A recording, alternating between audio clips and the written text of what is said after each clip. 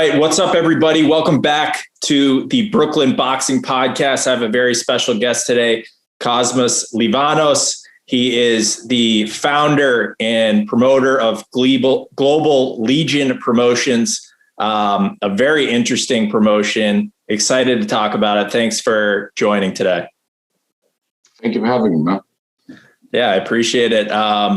We talked a little bit the other day, got some of your backstory on your origins in Greece. And then, a lot of time in your life has been spent in UK as well.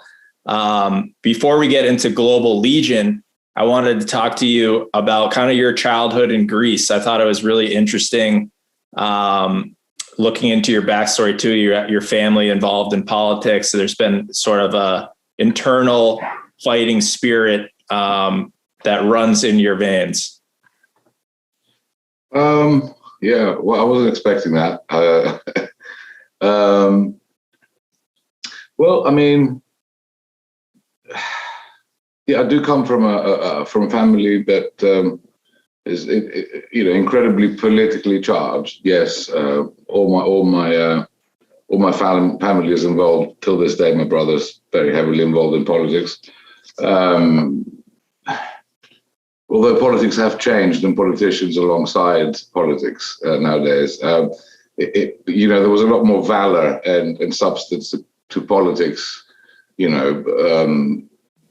up until I'd say the sort of, early 80s. Especially in places, small countries like Greece, for example. I mean, but Greece is my country.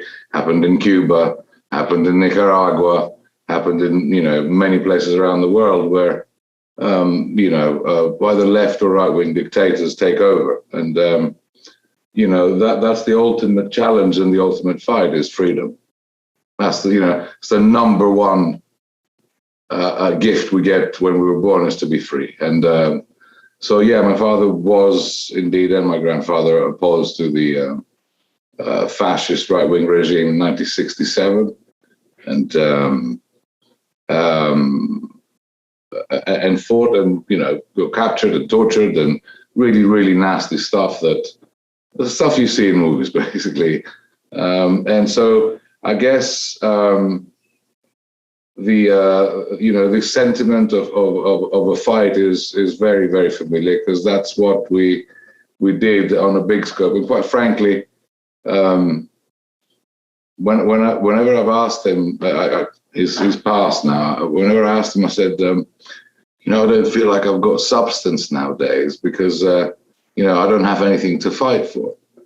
And he turns around and says to me, he says, you fight just fine in your ring and whatever you do, because the reason we fought is so that you can box and don't have to fight. And I got it. Do you see what I'm saying? But nonetheless, it's an internal instinct for sure. Yeah, and something that you probably helped kind of guide you into your own combat experience, right? You have some martial arts experience. Tell me a little bit about, I guess, when you first started training in any sort of combat arts, like what drew you into it? Maybe that escape from troubles, outside of the gym. Well, I mean, like everybody around my generation, I'm in my almost 49, got inspired by Bruce Lee, obviously. That's Bruce Lee, Chuck Norris, Jackie Chan, dare I say, and later on, Van Damme and those fantastic movies in the 80s. That's what sort of got us going. Actually was also the series Kungfu with Livan, if you remember that. That's a lot older. But the only thing that existed back then in Greece was Taekwondo. So we all did that. It was quite something, because they had just introduced the half belts, which did not exist. I don't know if they even do them anymore. But technically there's no half belts. It was an introduction. So therefore it took a long time to get your black belt. So you have to have quite a lot of commitment, and at a young age it's quite hard. So, but that's the first thing I ever did, and then I did. I went into Kungfu because that's the other thing that existed there. What age were you? What age were you? Like, I started at 13. 13. 13, yeah. And then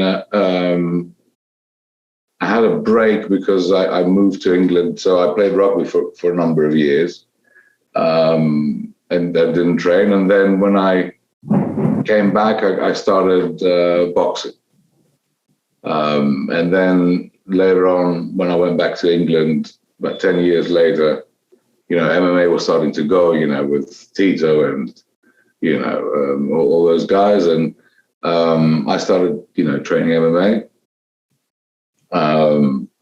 And then when I moved to LA, which I moved about 10 years ago, that's when I started getting really serious about jiu-jitsu and MMA, so to speak, as a really good friend of mine, quite an understated and underappreciated fighter called Fabiano Iha. Back in the early days of the UFC, he was called the king of the armbar. You check him out. He was just the king of the armbar, right? So he was a good friend of mine, so I started training with him. And Marcus Vinicius, who was one of the first red stripe black belts in jiu-jitsu under Draculino, I believe. And yeah, I took it very seriously. Yeah, it's funny. It's funny you say, jiu-jitsu. I actually just kind of started getting into it. I've been training the last couple months and had practice earlier today. So my voice might be a little hoarse from getting choked. I'm still learning to escape certain positions, but it's quite the martial art. And like you alluded to, there's a lot of, legends that of course, the Gracie family with the, beginnings of the UFC. And that was kind of the coming out party for jiu-jitsu and made it more mainstream. So there's a really interesting backstory on that topic as well. But one thing, you're telling me all about your travels and your journey through fighting and different arts. But while this is going on, you're also you're the lead in your own band. That's right. That's absolutely right. I'm on tour quite a lot. And it's quite funny. People think that touring is all about sex, drugs, and rock and roll. It wasn't that for me. It was training and working. It was, and that's why I think it went well.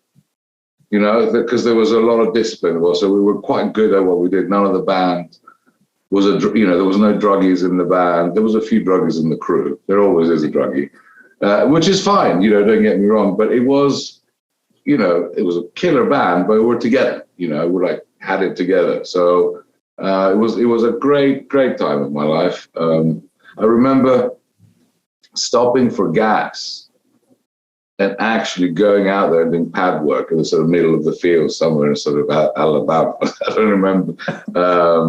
So it was a very, very big part of my life. I wasn't ready to abandon it. So the two were happening at the same time, which is great. Yeah, that's pretty interesting that everyone in the band was involved in that. Very unique. Well, they weren't actually all involved, but nobody was involved.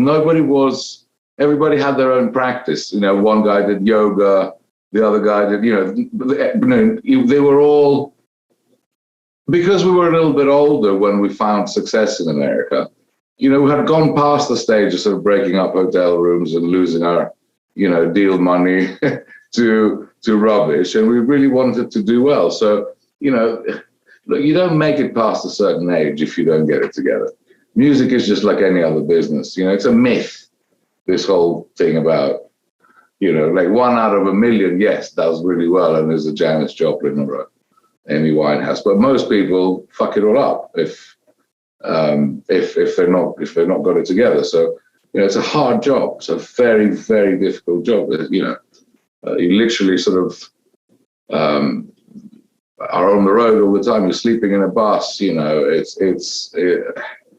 you've got to have your stuff together. You got to be quite, every single night, no matter what mood you're in, you got to go out there and entertain people and give them what they came for, which is entertainment and forget about life for a minute, and he might not be in the mood to do so. So, I took it very seriously, but I think the two helped each other's success, Yeah, I'm definitely interested in hearing from you about like how performing with your band could tie into almost the fighter experience when they are training or fighting. It's a performance. It's a way to escape. It's a great question, man. That's a great question. Yeah, a different personality or even, person is within you, right? And that is a way to show it. Like when you were performing with music, was that persona at all similar to the one you feel when you train or fight? Or is that it's just multiple personalities within yourself? Look, I think it is definitely the same kind of way of escapism, escape out of normality, escape out of the sort of life gets quite boring unless you have outlets like that. Since a young age, I've always sort of liked to be a performer. And, there's a lot of similar. It's a fantastic question because I've thought about it quite often. There's a lot of similarities in the sense of the performance aspect of it. Like when you are in a dressing room, getting ready to do a show, no matter how many shows you've done, your knees wobble a little bit. You know what I mean? And as you go, you move on. You learn not to show it, but you feel it. It's the same thing with every fighter. There's no fighter, no matter if you've got 100 fights, that you're going to go in there and not feel a little bit of fear. It's just how it is. But what you learn is to have a commanding presence and command your opponent and command the crowd, right? In essence, we don't have an opponent, although sometimes there has been quite a lot of roughing up and gigs. I mean, I can tell you stories about that, let me tell you. But in the sense of being in charge, you know what I mean? Being in charge of what's happening right there and then and being the center of attention. The second thing is, believe it or not, it's the lights. So when you've got a lot of lights on you and you've got a crowd, it's really blinding because you can't really see, right? So you can see me, but I can't really see you very well. So it's quite daunting, but yes. So it is very similar in that sense, and it is very similar in the sense that, excuse me, it's great to have alter egos. It's just great, I don't have one right now. Maybe I should get one. Well, maybe there's. I remember touring with Alice Cooper, who's a great guy and a fantastic performer. And talk about alter ego. He speaks about himself in the third person. He doesn't speak about, when I tour. He says, when Alice tours. Because he is so very different. I mean, he goes and plays golf every morning. You know what I mean? He's just not the guy that you see on stage. And people love, and kind of bring this back to the fight game. Everyone kind of talks about Conor McGregor in that sense. He's like the easy example, but he's certainly not the only one. Many fighters have created in the past and currently a persona for themselves to put out there as a performance for people to buy into. And that's such an important thing, right? As yourself, who's, running a promotion now, you look for guys that bring that sort of performance quality or that X factor that maybe isn't their genuine self. Maybe I shouldn't say genuine self, but you get what I'm trying to say. They bring something. I do. The sellers. Yeah, they're selling. Again, I happen to be very, very close to the first guy that did that successfully, which is Rampage. He was by far, until this day, I think probably the most successful at doing that, at putting on a performance. But if you meet Rampage, he's the nicest, sweetest guy you could ever meet. Like there is nobody nicer than him. People take advantage of him. He's like so sweet. And he's got a tremendous sense of humor. There was no accident that he got a role in the A-Team playing Mr. T. So he was the first one that transitioned into that world. Conor McGregor in a strange sort of way, I think he's like that in everyday life. I think that's not a performance. I think he's mental. Do you see what I'm saying? Like him and sort of Nick and Nate Diaz, I think they're nuts all the time.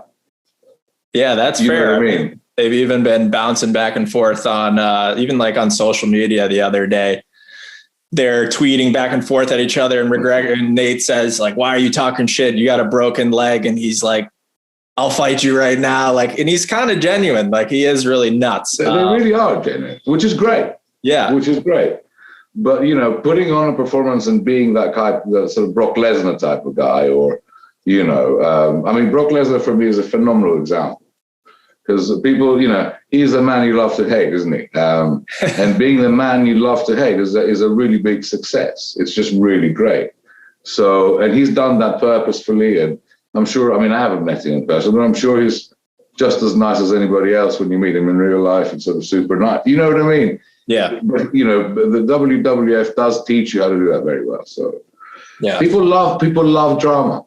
It's just they love drama. And Rampage, you know, for people that don't know, I mean, you should know he's a combat sports legend, UFC champion, and even back to the Pride days in Japan, like highlight. Very respected in Japan, by the way. Very respected, yeah. Till this day.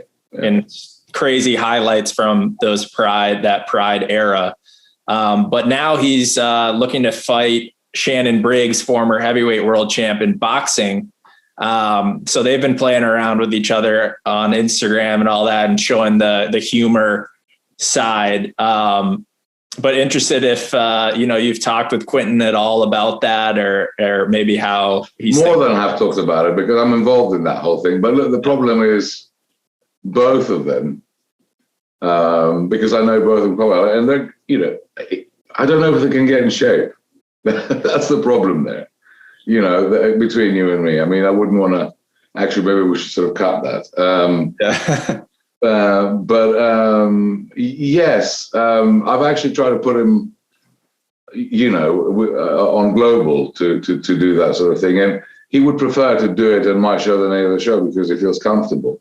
We just haven't been able to work out a deal. But the problem is, once you stop loving to fight, you stop loving to fight. And Rampage doesn't love fighting anymore. You know, you could see that on after the last fight he actually really fought was King Mo, I believe. Or Fedor. Fedor, that was not a real fight. He wasn't into that fight at all. Yeah. He wasn't into that fight. He wasn't into the fight with Chael Shannon. He wasn't into the fight, you know. He lost that spark after the last fight with King Mo, in my opinion. You know, he's been around a while, you know, and at some point you got to call it a day. You really have to call it a day. The problem is right now, everybody's gotten into that sort of, which actually I'm going to pride myself in saying I've been talking about, and that's why I've done this hybrid thing, this whole of MMA meets boxing, right? It's this thing. There's a lot of money around it, so people are trying to cash out, you know. So yeah, I mean, I guess a fight between Rampage and Briggs could be great if they were both in shape. Like we watched Tyson fight Roy Jones. They were both in shape. That was great. That was. You know, they were a bit slower. That was a great fight. You know what I mean? Yeah, that exceeded my expectations. No doubt. It really did. It really did. Or that kid fighting Jake Paul, whatever his name is. People, you know, sort of slag him off, but quite frankly, I give him credit. Yeah. Because if you look at him, the kid's boxing, right? I mean, you know, he's not perfect. He's far from perfect. And I don't know quite exactly what happened the other night or what happens in those fights between you and me. But the thing is, you know, he is a boxer. He can call himself a boxer, no doubts about it. Yeah, the Jake Paul, Tyron Woodley thing, like for me, when Jake and his brother and that whole like YouTube, social media, at first I was not definitely like very against it. Me neither. However, this past event, the silver lining that I saw, because there's kind of a lot to say about I could definitely give him props. He's training hard and all of that. But the silver lining for like real fight fans is Montana Love, who was on the undercard of that fight, boxer from Cleveland, got to fight in front of his home crowd. A lot of people, I'm sure, didn't know who he was. And he had a great highlight reel TKO, and his Instagram following like doubled overnight. And now people are talking about a potential fight between him and Gervonta Davis and, you know, top level guys. I heard about that. Yeah. So it did tremendous things for Montana Love. Of course, the Amanda Serrano as well on the undercard. So, you know, if it is going to shine light on a lot of these boxing stars to a brand new audience, you know, that is hopefully, you know, the outcome there. I guess you follow the trend where it goes, and you follow the path, don't you? But it's interesting. I was having this conversation about 15 years ago. I remember with a mate of mine in New York. He's got a little cafe over there called Tea and Sympathy. You might have been there. Huge boxing fan at the time. I was, you know, really into my MMA at the time because I found it so exciting. It was Randy Couture era, roughly, and I was a huge fan. Still am. Like Randy Couture for me is, you know, one of the people that took the sport from A and took it to B. You know, he changed the level of the game in the sense that he really perfected the combination of wrestling as he was and his boxing and all that sort of stuff. So I was a huge fan. And we're having this conversation at dinner, and I said, listen, mate, you watch this, and in 10 years' time, what's going to happen? Because in 10 years' time, I remember him saying it, you know, Randy Couture will be watching boxing from his trailer, moving his sort of area, which is a sort of, and I said to him, well, let's see, you know, and it went my way. And in fact, it's quite interesting. What has happened with this sort of movement and shaking of the two sports is that MMA pushed boxing to become better. I don't know if you've noticed, but for a little while there, boxing went down the hill, and all of a sudden you see fighters going for the kill and a lot more knockouts, and you know, boxing has upped its game and it's relevant again. Now the money has always been tremendously more than MMA, but the hype is now in boxing. Then one more thing, you know, MMA is hard, right? It's hard on your body. Yeah, you get hit a lot. Everybody. Boxing is in a sense slightly less traumatic towards your body. But the problem is, in order to become a good boxer, it takes a much longer time. So, you know, it's an interesting conundrum that we have there. You see it very often when you come to the show on the 25th. There's a couple of guys, debuts, MMAers that are debuting boxing, and they're fighting debut boxers, which is an interesting thing to see, you know, because there's a toughness about an MMA that, you know, you can't buy that. But so a lot of people want to transition right now. Yeah, and you're doing it, like you said, on your promotion. You have, for people that don't know, listening, go check it out, Global Legion. You combine, you know, MMA and boxing events into one. I'm curious on my end too. So does it go from a boxing fight right to MMA and back and forth, or is there? Okay, so you haven't seen it. I've got to say. So this is, it's funny because it took a little while for me to get it right. I mean, I screwed up a few times in numerous shows trying to get it to work. And then all of a sudden it dawned on me that, because the problem was, for me, MMA was completely and utterly synonymous with some sort of polygonous shaped ring, either, you know, an octagon or a round or a hexagon, but that shape. It never occurred to me that it could be square, right? But then I thought, imagine if the cage was square, what would it do for the game? Automatically, I can tell you what it does for the game. A square cage pushes the game towards the center, because there's no corners in an octagon. You don't want to get caught in one of those corners in MMA. You just don't. Do you see what I'm saying? So people are really, really careful about how they're playing their game. So it's created a lot of knockouts in the show. But going back, yes, I had this idea. I bought a 24-foot ring, And then I created panels, right, that sit around the ring, and it creates a square cage. Now I go inside and I put on the boxing poles, which are always a little bit further in. I put my ropes. So I begin the show with a boxing ring, but it's inside of a cage. So that's where the boxing happens, and then we have an intermission. We take out the ropes, and the MMA happens. So they happen. They don't mix. It's the boxing card and then the MMA card, which is also done for purposes of television, because then you sell two shows. You sell a boxing show and an MMA show. So that was the idea, and it's great because I've actually patented it because it really does what it says on the tin. It's a hybrid show, which is great. Yeah, no, it's very interesting. I'm excited to see it on the 25th.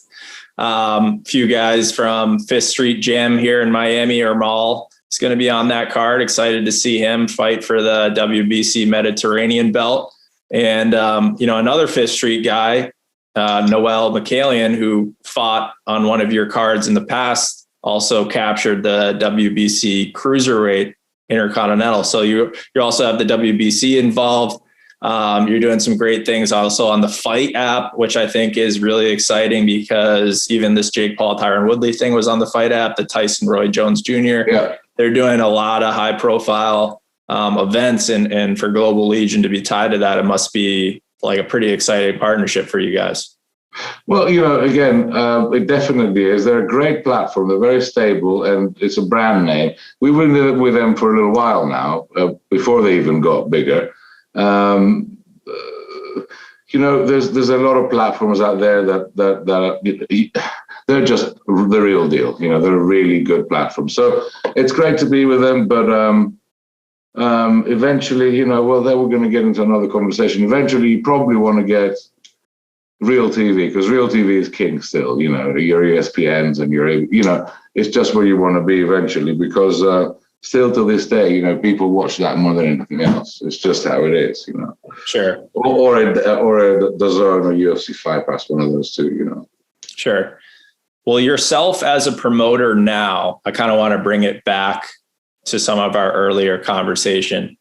You've been a performer your whole life, and we talked about the escapism factor of training and different personas within that.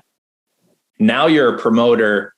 You're not necessarily in the camera. However, you look at a guy like Eddie Hearn with Matchroom, and he's doing a tremendous job at building his own personal brand. People really know Eddie Hearn.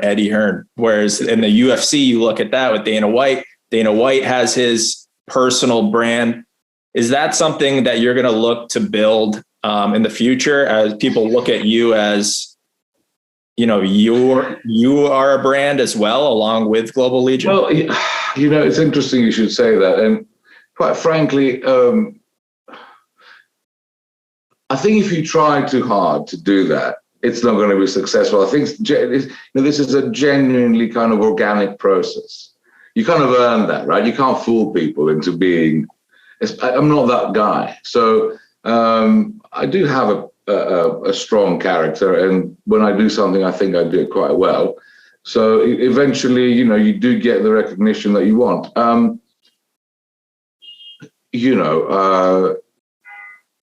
They say in Greece, there's a saying like, a lot of people hated money, nobody hated glory, right? So glory is fun, glory is in recognition. But if it happens, it'll be very welcome. But if it doesn't happen and the show kicks off, that's great. Look, I'll tell you something. I'm doing this show, and I'm only 50% of the show. The other 50% is my wife. And she's an incredible lady. In fact, she should be here. I should get her to come there. But maybe you should do one with her one day. Yeah, she is. She's a mighty force in the sense that she's the first serious woman promoter in America. Wow. Right? Yeah, definitely. Yeah. And she's if you ask the commission, like they would hire her in a second because she's very good at what she does. Every single fighter in the show is terrified of her, right? They don't give a shit about me, but her, they don't want to mess around with because she's tough and she knows the sport and she knows how to deal with everything. And so she does all the back end of it, you know, all the really difficult stuff that I can't do. So I thought it was important to mention that. So, you know, being a gorgeous lady as she is, I think she's got more chance of being a sort of celebrity through this than I have. If that's the case, so be it. Look, I think it's a bonus if that happens. For me, the important thing is for the show to do well and for the brand to keep its integrity. You know, our logo is that we are the home of the fighter. This thing started very organically because I just couldn't stand the way fighters were being treated, because that's what I did before. I cornered fighters and I went around the world and it was really rough. And, you know, I thought, okay, we've got to do something. But that's what we do in global. And the time, and people have understood that when you speak with people like Donato or, you know, people that are, you know, credible members of the boxing or MMA community, everybody will tell you, you know, that, you know, everybody wants to fight in the show because of the experience, you know, that you have as an athlete within the show. It's very important to us. Everybody gets their own dressing room, for example. Yeah. No show does that by the UFC. Yeah, Donato mentioned that. Yeah. So. He mentioned that to me. Sorry to interrupt you, but he shout out to Coach Donato and his great brand, Virtuous Boxing. Best boxing shoes on the market. Phenomenal. But he was telling me about, you know, just the first class nature of your promotion and mentioned that everyone gets their own dressing room.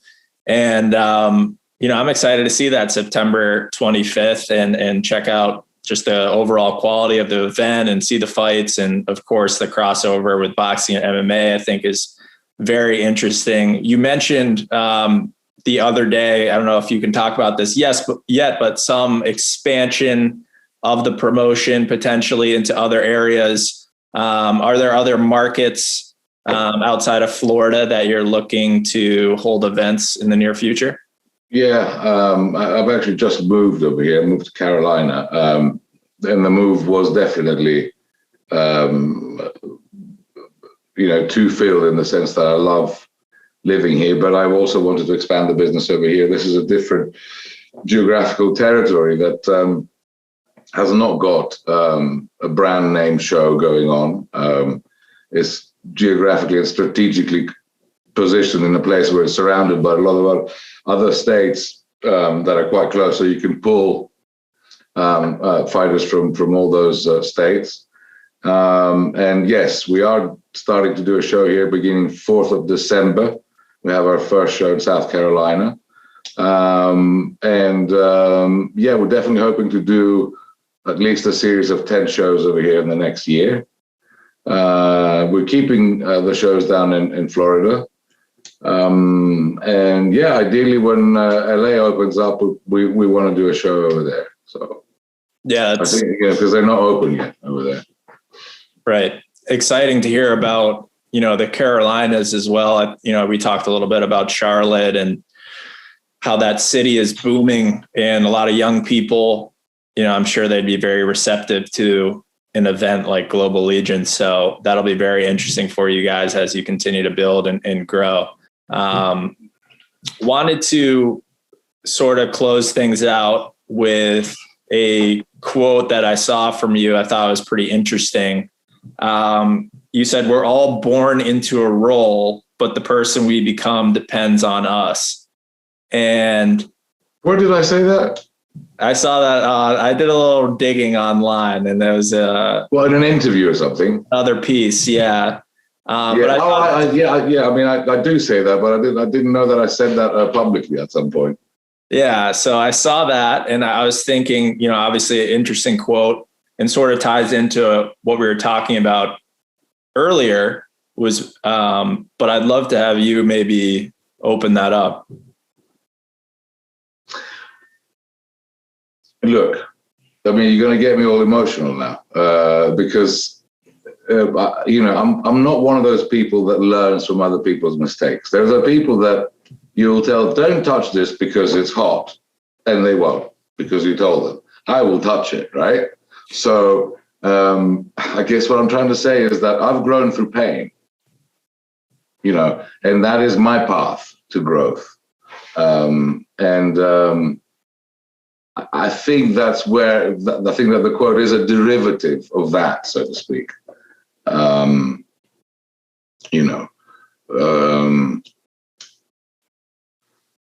Yeah, I think that's pretty much it. I guess, yeah. No, I love it. It's pretty awesome. I mean, I was thinking about it myself in terms of, there's certain expectations put on you depending on where you grow up or what you're involved in. But, it's important to have your own vision and your own path. Well, if you don't, then you're not believable. You know what I mean? It's like, I see people I produce a lot of music now because when I write a lot of music for films, I get a lot of young artists that come, as you can see, in the studio and I produce their music. Every now and then you'll get that guy or that girl that comes in and is kicking and screaming and they want to do their own thing, and that's who I want to work with. As hard as it is. When I get the cookie cutter people that come in and they sound like somebody else and they want to do that, I'm like, I'm not interested. Go out there and do what it is you do and what it is you like, because it's the only way for success. It's just how it is. So yeah. I love it. Well, that's a great way for the listeners to close this out. Hopefully get some motivation on this podcast. But once again, September 25th, Global Legion, Westin, Florida, I believe. It's going to be a great night. So if you're in the area, please look at tickets. Also, correct me if I'm wrong, going to be on FITE once again. So FITE TV, we're at the Bonaventure Hotel, which is a lovely hotel. I strongly encourage people to take our rate and have a little weekend there, because it's a really great place to go and hang out. It's going to be a really fun night, really, really fun. Look, we have a WBC title and a Global Legion title and about 15 fights. I mean, what else do you want, right? There you go. That's a whole night of fights. So great. It's going to be great. And some seriously good fights. I mean, the Ermal fight, but it's going to be a great fight. He's fighting a kid from Greece that I brought over. Quite frankly, between you and me, Ermal should do the trick, obviously. But the kid's, it's tough, right? So it's going to be a good fight. I take pride in that. I don't really put, fights on that are uneven. So I'm really excited about that. There's a great boxing debut in Scotty Stockman, who fought for us a few times. Great fighter, great young lad, 45er. And we have also Yanis Bashar, who's one of my biggest prospect, fighting for the belt against a really tough guy. And hopefully, it's going to deliver the goods. I'm sure it is. It's going to be great. Everyone go check it out on Instagram, follow Global Legion, check it out on the FITE app, and coming soon to Westin, Florida. So if you're in the area, go to the Bonaventure Hotel? The Bonaventure Hotel, yes. There it is. So book your room and have a good weekend full of fights. Kosmas, thanks so much for your time. Really appreciate it. And I think our listeners will really enjoy this one. And me too. Thank you so much for having me, man. It's really great chatting with you. It really is. Appreciate it.